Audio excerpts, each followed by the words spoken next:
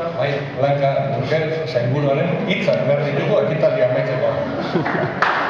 Garbi da protokoloetan amaitzeko.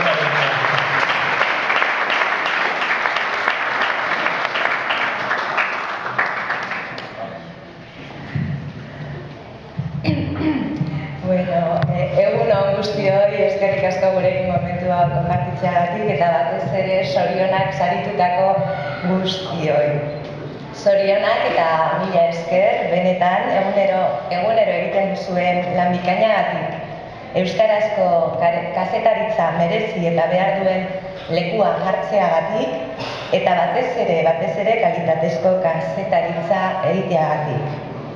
Gaur egun esan dezakegu kalitatezko kazetaritza bermatuta dagoela, baina hori ezinezkoa izango zela euskarak bere garaian batasunik lortu izan ez balu, alegia euskara batua sortu izan ez balitz.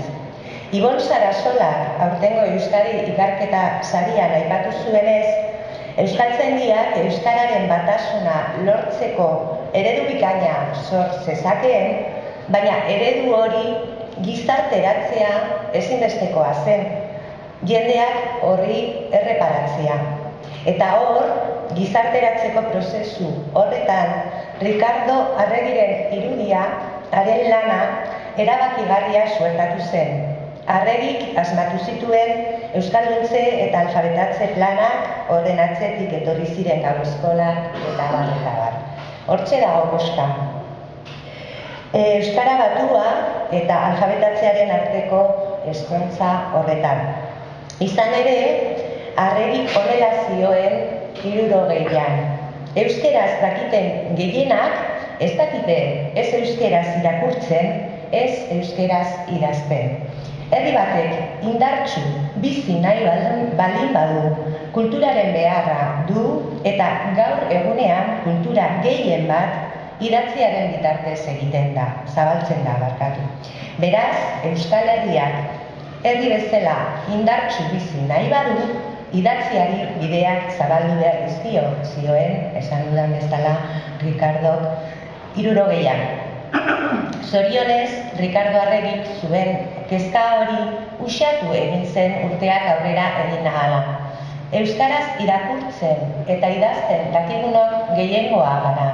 Kulturak sendo babesten du euskara eta idatziak bultzada handia eman dio euskarari azken urteotan.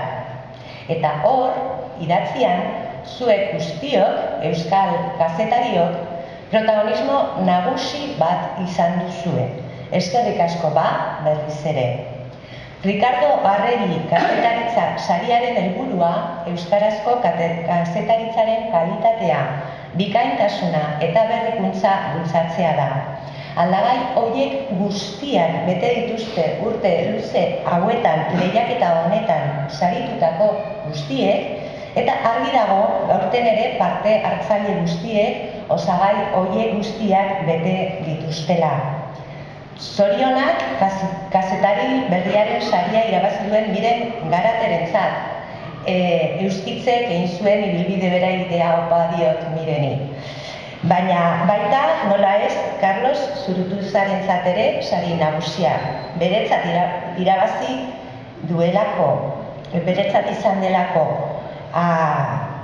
Niretzat behintzat harrigarria da, holako ausardia daukan kazetariak gero hemen urduri egotea. Carlos, zorionak, zure ausardia eta guregana bizi izan dituzun gauzak ekartzeagatik.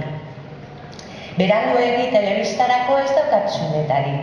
Entzun duzue berrikuntza, ausardia, humorea direla haren osagaiak, bat gehiago erantziko nuke gaur hemen, lotxagabe hitz egitea ere ezagarri duzue, igual entzundakoak entzunda gero kikerekin egin beharko nuke bat, baina ez dut egingo.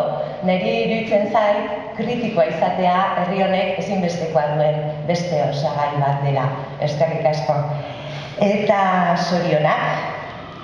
Ezin aipatu gabe utzi, halaber, Asier Etxeberriak hainbat urtetan gidatu duen Sautrela saioa ere.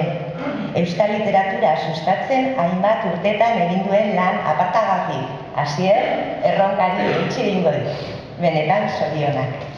Ohorezko aipamena jaso duen Mattin Larzabalen irudia azpimarratuko nuke. Mattinen lana oinarrizkoa izan baita euskarazko kazetaritzak presentzia izan zezan iparraldean. Haren lanik gabe, zure lanik gabe, iparraldeko euskarazko kazetaritzak berez dituenak, baino zailtasun handiagoak izango dituzte dudarik gabe aurrera egiteko. Aurrera, animo eta zorionak.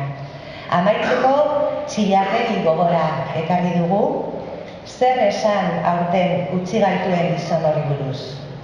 Euskara batuaren sorreran funtsezkoa gertatu zen gizon horri buruz. Euskal literatura modernoaren sortzaile izan zen gizon horri buruz. Nik uste dena edo gehiena esanda dago, zerbait berri esateko baldin badaukat da, beak euskaltzale bezala irabazi zuen ospea oso ondo irabazita dago. Denok miresten dugula zein ideietakoak garen eta horren arabera berdin dio denok miresten dugu. Ondo irabazia du daukan izena. Eta argi daukat bere arrastoa ondo baino hobeto errotuta geratu zaigula euskaltzaleon buruetan. Une honetan, lan izugarria egiten ari da euskal kazetaritza sektorea berrantolatzeko. Eta hori berri pozgarria da. Izan ere, garai berrietan, behar berriei erantzun behar zaie. Jakin ezazue, prest gaudela, bide horretan laguntzeko gure eskura dauzkagun baliabide guztiekin euskararen presentzia areagotzea eta euskarazko hedabideak bultzatzea baita gure helburu nagusietako bat. Eskerrik asko hangoango udalari urtero egiten digun harrera beroagatik, uste dut zaila izango dizuela aurten baino hobeto egitea datorren urtean, baina badakit saiatuko zaretela, eta eskerrik asko esan dudan bezala zuei guztioi hemen momentu hau gurekin konpartitzean. Eskerrik asko.